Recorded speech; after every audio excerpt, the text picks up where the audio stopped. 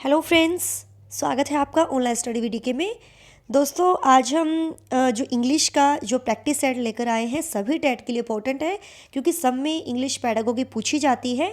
तो ये practice set लगाइए और बताइए आपके कितने क्वेश्चन सही गए हैं। सो डियर, देर ना करते हुए वीडियोज़ को लाइक कीजिए, शेयर कीजिए एंड फॉलो कीजिए मुझे अनअकैडमी पर, जिसका लिंक आपको डिस्क्रिप्शन में मिल जाएगा। एंड सब्सक्राइब कीजिए मेरे यूट्यूब चैनल को। So now friends, let's start. So question है, which of the following is not a speech. तो डियर, इसमें बताना है कि कौन सी इनमें से स्पीच नहीं है आपकी। स्टोरी, इसका मीनिंग होता है हकलाना। प्रोनाउंसिएशन डिफेक्ट मीन्स उच्चारण जो दोष है। मेंटल रिटार्डेशन मीन्स मानसिक जो मंदता है। या स्टैमरिंग मीन्स तुतलाना। तो इसमें जो पूछा है which of the following is not a speech, तो डियर कौन सी नहीं है। सो ऑप्शन जो सही होगा, थर्ड ऑप्शन सही होगा। Mental retardation is a related to mental disability. ये मेंटल डिसेबिलिटी से ये रिलेट करता है। And is not a type of speech order. Is not a speech order, ये स्पीच ऑर्डर से रिलेट नहीं होता। ये किससे रिलेट है? आपका मेंटल डिसेबिलिटी से। ओके, तो थर्ड ऑप्शन इज राइट। अगला है, which of the following is not a successful communications. इसमें से जो आपकी सक्सेसफुल कम्युनिकेशन नहीं है, तो बताना है first option, one who present material in precise and clear वे। ये तो बिल्कुल सही बात है। सक्सेसफुल कम्युनिकेशंस हैं कि जिसके पास जो मटेरियल है, प्रेजेंट में जो मटेरियल है, in a precise and clear way, बिल्कुल क्लियर वे में वो अपना प्रेजेंट में उसका जो मटेरियल है वो सामने रखता है। One who he is able to adapt himself according to the language of the communicate, ये भी बिल्कुल सही है। One who know a lot but is somewhat reserved in his attitude, reserve attitude जिसको बोलते हैं आरक्षित जो दृष्टिकोण होता है। फोर्थ है, one who sometime become informal before the receiver and develops rapport. तो इसमें जो पूछा है is not a successful communications. So option इसका जो सही होगा, थर्ड ऑप्शन सही होगा। और रिजर्व एटीट्यूड जो होता है, आरक्षित जो दृष्टिकोण होता है, मीन्स सब पता सब कुछ होता है लेकिन वो कह नहीं पाता है, कम्युनिकेट करने में इसको प्रॉब्लम आती है। So a reserve attitude acts as a hindrances, hindrances जिसको बोलते हैं, ये बाधा एक आती है कम्युनिकेशंस में in the process of communications. Okay, so third option is right. अगला है, which of the following teacher will you like, कि किस टाइप के टीचर को आप लाइक करोगे। ऑप्शन है, one who use board occasionally, जो बोर्ड को ओकेजनली यूज़ करता हो। One who use charts and maps, जो चार्ट्स एंड मैप्स को यूज़ करता हो। One who uses film projector along with proper use of the board, कि आप वो जो फिल्म प्रोजेक्टर के साथ साथ वो प्रॉपर यूज़ करता है ब्लैक बोर्ड का। One who uses motion picture as the last resort. So dear, which of the following teachers will you like, तो आप किस टाइप के टीचर को लाइक करोगे। सो जैसा कि आपको पता है, a teacher who uses a film projector along with proper use is likely by students. Okay, कोई टीचर फिल्म प्रोजेक्टर के साथ साथ प्रॉपर यूज़ करता है बोर्ड का। The uses of these things जो है, टीचिंग एड जो है, वो स्टूडेंट्स में इंटरेस्ट डेवलप करती है। Interest students prepare them mentally, mentally उनको प्रिपेयर करती है for learning and aids in better learning. Okay, so third option is right. Next question है, रिमाइडियल टीचर, रिमाइडियल टीचिंग जो उपचारात्मक जो शिक्षण है, can solve which of the following problem faced by student, जो प्रॉब्लम्स जो फेस करते हैं स्टूडेंट्स, कैसे जो उपचारात्मक जो शिक्षण है कैसे उनको सॉल्व कर सकता है। तो ऑप्शन जो है, lack of learning motivation, difficulty in understanding new concept, poor comprehensive power. तो डियर, ये जो फेस करते हैं प्रॉब्लम्स स्टूडेंट्स। ऑप्शन है, select the correct answer using the codes giving below. So dear, इसमें से सही बताना है। तो इसका जो होगा, रिमाइडल जो टीचिंग है, उपचारात्मक जो शिक्षण है, can solve the problems of learning motivation, वो जो लर्निंग मोटिवेशन है इसमें जो कमी होती है उनको भी ये सॉल्व करता है। अभी प्रेरणा में जो कमी होती है सीखने संबंधित। And difficulty in understanding new concept, जो डिफ़िकल्टी होती है न्यू कंसेप्ट को समझने में, इनका भी वो सॉल्यूशन निकालता है जो शिक्षण है। एंड जो ये है, by adopting various teaching method to help student develop their potential. ठीक है, उनका जो पोटेंशियल है उनमें वो हाई करता है, उनको डेवलप करता है। सो उनमें जो पुअर कॉम्प्रिहेंसिव जो पावर होती है उनको भी वो दूर करता है जो प्रॉब्लम सॉल्व करते हैं, ठीक है। तो आंसर इसका जो सही होगा 79 का fourth option is right. Next जो क्वेश्चन है, micro teaching helps teachers to, जो शिक्षण होता है हेल्प्स टीचर्स टू, ऑप्शन है understanding the process of teaching, analyze the feedback and work upon weak areas, master and individual teaching skill, या all of the above. So dear, जो शिक्षण है micro teaching help करता है teachers की किसमें, option हमें बताना है। Micro teaching is a widely uses technique that help students teachers to master different technique skill through observation and feedback. So जो माइक्रो टीचिंग जो है वो एक समझ पैदा करता है द प्रोसेस ऑफ टीचिंग की टीचर में, एंड एनालाइज करता है, एनालाइज द फीडबैक, जो उसको फीडबैक मिलती है, प्रतिपुष्टि उसको मिलती है, and work upon weak areas पर, वो फीडबैक अगर उसको मिलती है तो वर्क करता है वीक एरियाज़ पर, and master and individual teaching skill. So answer जो सही होगा इसका फोर्थ ऑप्शन इज राइट। अगला है which of the following is the best method to evaluate the achievement of students in English. So best method कौन सा है to evaluate the achievement of students in English. So option है quarterly examination, monthly examination, biannual examination, या annual examination. So answer इसका जो सही होगा 81 का हमें बताना है। तो आंसर इसका जो सही है सेकंड ऑप्शन सही होगा। मंथली एग्जामिनेशन जो होते हैं और short monthly examinations help students to से फोकस, वो फोकस उन पर रखते हैं, और learning and recognise the improve their weak areas, उनकी पहचान करते हैं जो अधिगम संबंधी जो समस्याएं होती हैं, ठीक है। तो learning and recognise and improve their weak areas, जो उनके वीक एरियाज हैं उनको इम्प्रूव करते हैं वो, ओके। सो बेस्ट मेथड कौन सा होगा इवेल्युएट का, आंकलन का, मंथली एग्जामिनेशन।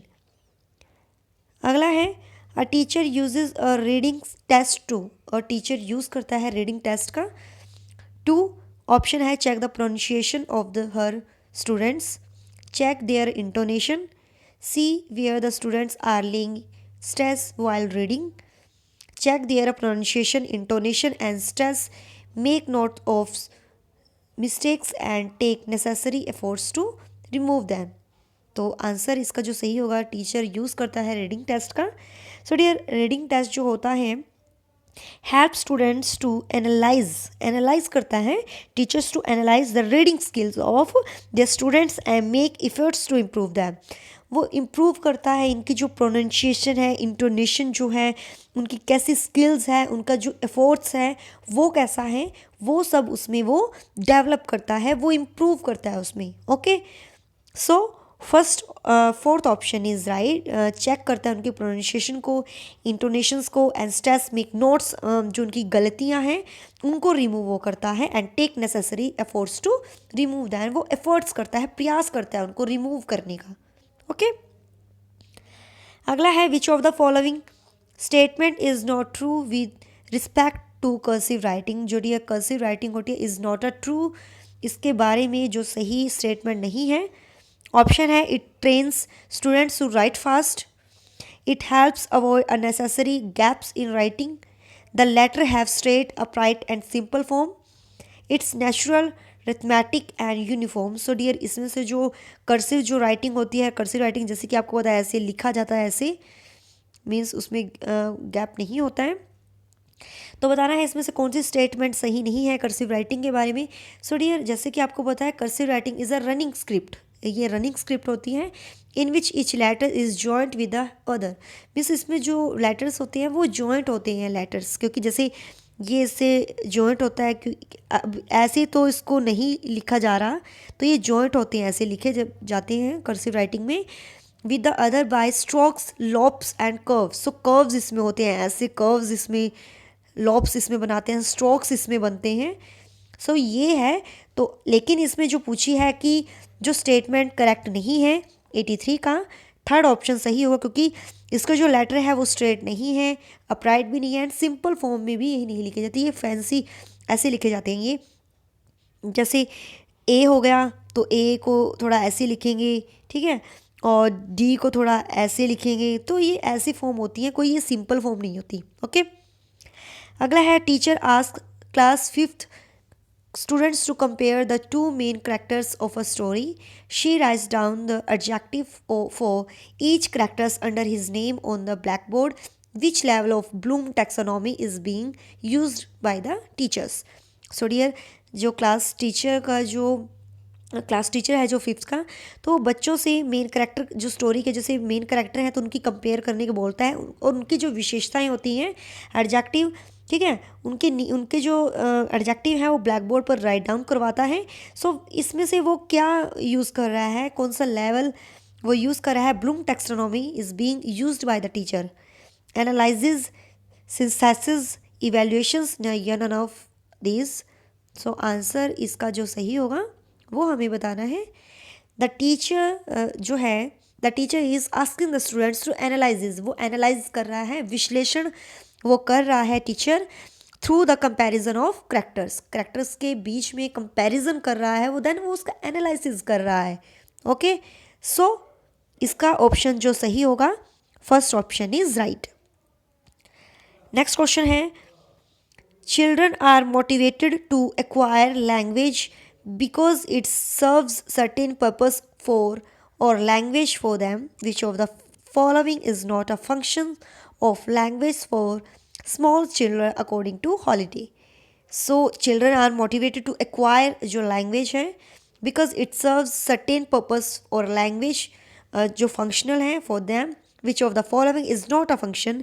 इसमें से कौन सा कार्य नहीं है, फंक्शन नहीं है किसके द्वारा, छोटे बच्चों के लिए according to Holiday? Regulatory, behavioural, heuristic या इमेजिनेटिव? तो डियर, जैसे कि आपको पता है हॉलिडे ने जो आइडेंटिफाई किया था स्मॉल चिल्ड्रन, उनके नेमली जो थे, फर्स्ट जो था वो आप नोट डाउन करते रहना।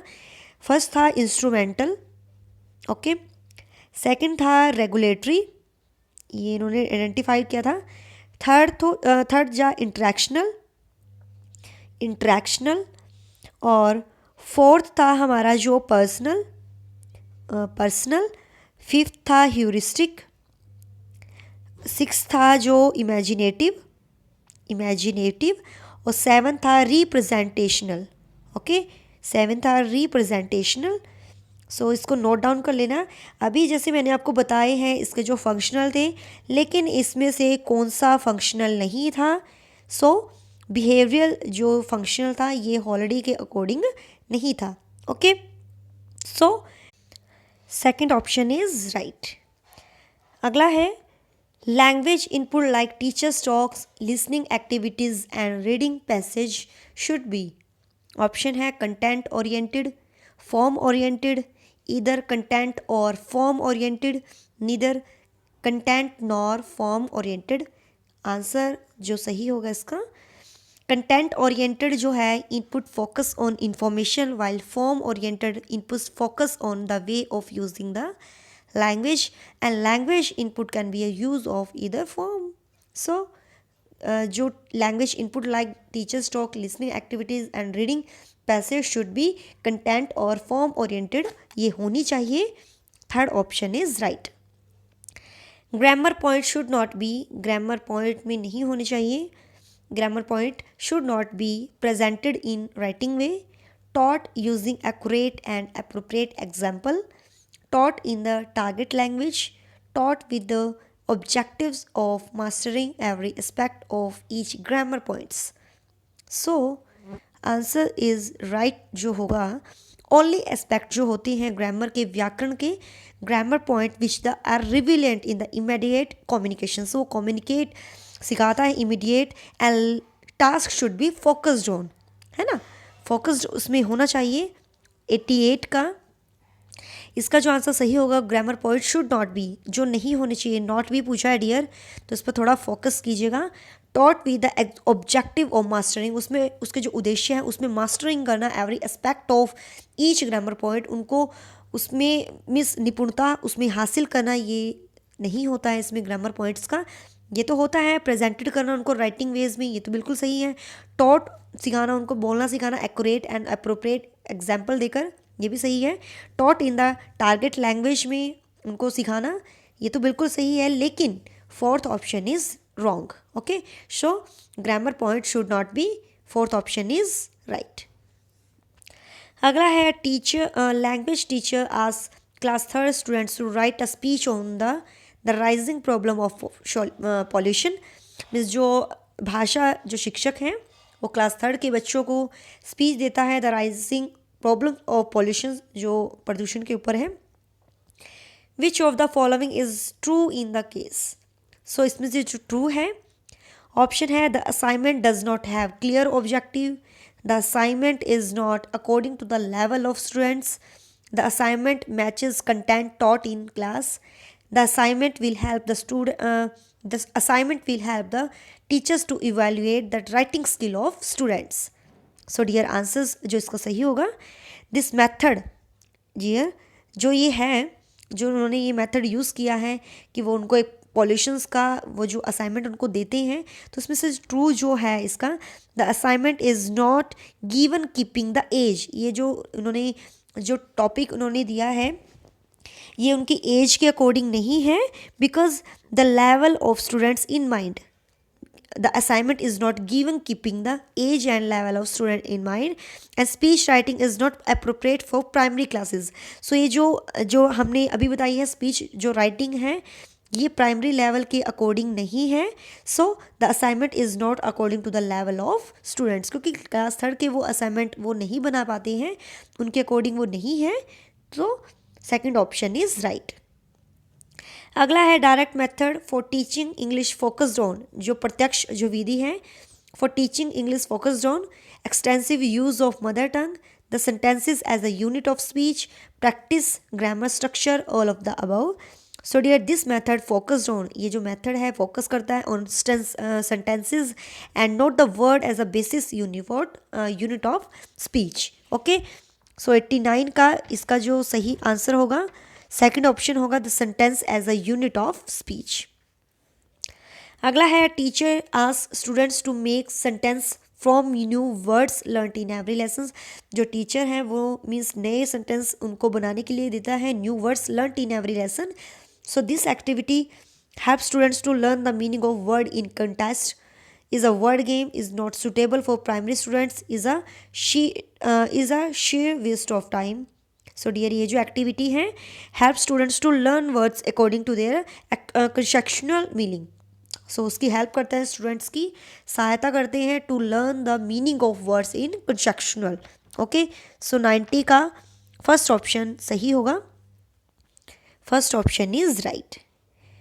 सो डियर यही थे आज के हमारे क्वेश्चंस। वीडियोस अच्छी लगी सो प्लीज़ लाइक कीजिए, शेयर कीजिए। टिल देन बाय बाय, रब रखा, जय भोलेनाथ।